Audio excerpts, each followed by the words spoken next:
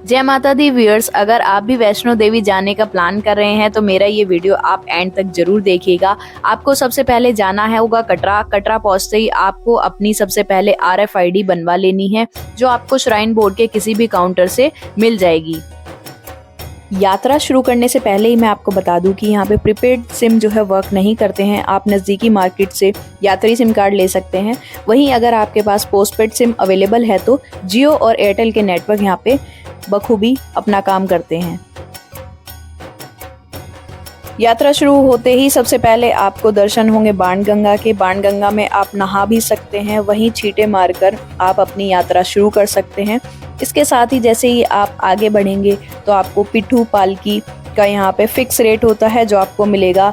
आपको किसी भी काउंटर से उसकी पर्ची लेनी होगी और हेलीकॉप्टर बैटरी कार से भी आप अपनी यात्रा कर सकते हैं। आपको बता दूं कि दिन के मुकाबले रात को आपको ज़्यादा ट्रैक खाली मिलता है। यात्रा करने के लिए आपको इजी रहता है और आप इजीली खाली ट्रैक पर चढ़ पाओगे।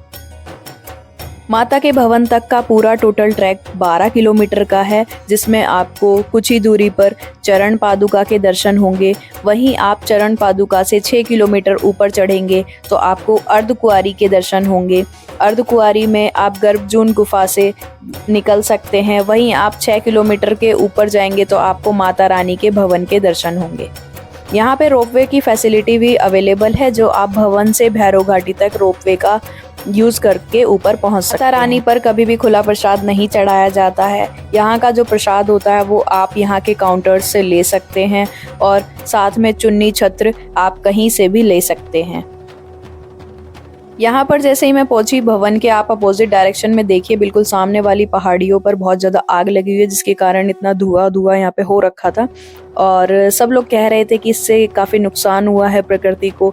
लेकिन मेरा मानना ये है कि बारिश कम होने के कारण पहाड़ों के अंदर की जो गर्मियाँ होती हैं उनकी वजह से ये आग फूट जाती है। और जैसे ही मैंने देखा कि ये पहाड़ लगभग आधे से ज़्यादा जो है जल चुका था।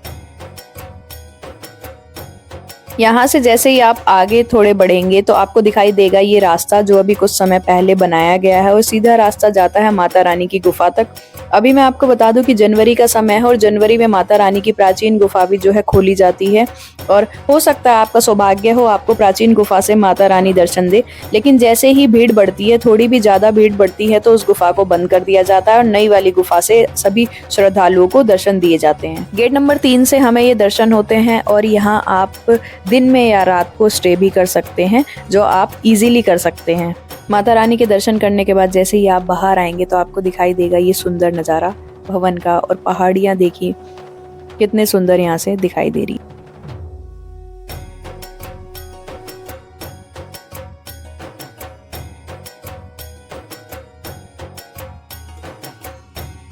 कुछ ऐसा नज़ारा था वैष्णो माँ की ये अपोजिट डायरेक्शन वाली पहाड़ियों पर लगी आग का, जिसने पूरा वातावरण जो है धुआं में कर दिया था।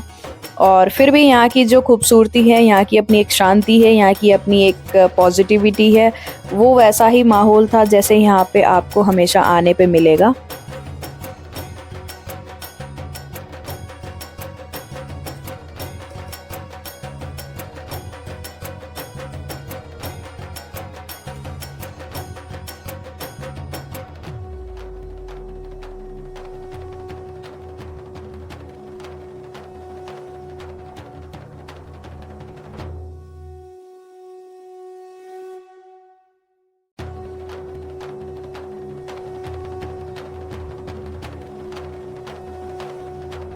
भवन के बाद बारी आती है भैरव घाटी की। भैरव घाटी का रास्ता जो है भवन से 2 किलोमीटर ऊंचाई पर है और ये है भैरव घाटी का कुछ नज़ारा।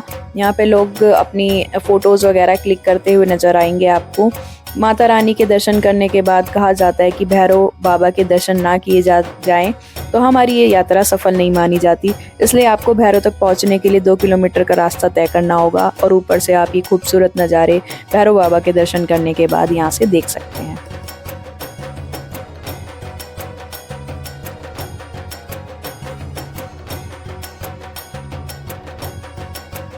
यात्रा के दौरान आपको खाने पीने की भी बहुत अच्छी इजीली फैसिलिटी मिल जाती है। श्राइन बोर्ड के काउंटर्स ही आपको यात्रा के दौरान मिल जाएंगे, जहां पे आप काफ़ी सस्ते रेटों में अच्छा खाना खा सकते हैं।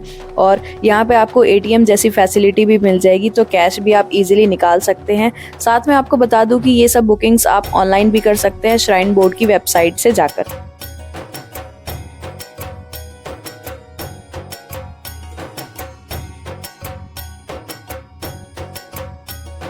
ये देखिए, ये था भवन का रात का नज़ारा जो काफ़ी सुंदर दिखाई दे रहा था। ये पीली लाइटें यहाँ पे इसलिए लगाई गई थी क्योंकि 22 जनवरी को हाल ही में हमारे अयोध्या में राम मंदिर जो का निर्माण जो हुआ है, उसकी प्राण प्रतिष्ठा के कारण वैष्णो माता के इस भवन को पीली लाइटों से सजाया गया है। और ये मुझे बहुत ही सुंदर लगा, दिल को छू जाने वाला ये नज़ारा। यहाँ की खूबसूरती देखिए और इतना शांतिमय वातावरण यहाँ पे था कि शायद ही कहीं होगा। सो व्यूअर्स, फिलहाल इस व्लॉग में इतना ही रखते हैं। और ये कुछ फ़ोटोज़ थी जो मैंने वहाँ पे कैप्चर करी थी, ये आप देख लीजिएगा। और फिलहाल मैं लेती हूँ इस वीडियो से एंड, मिलती हूँ आपसे एक नेक्स्ट व्लॉग में बहुत जल्दी। जय माता दी।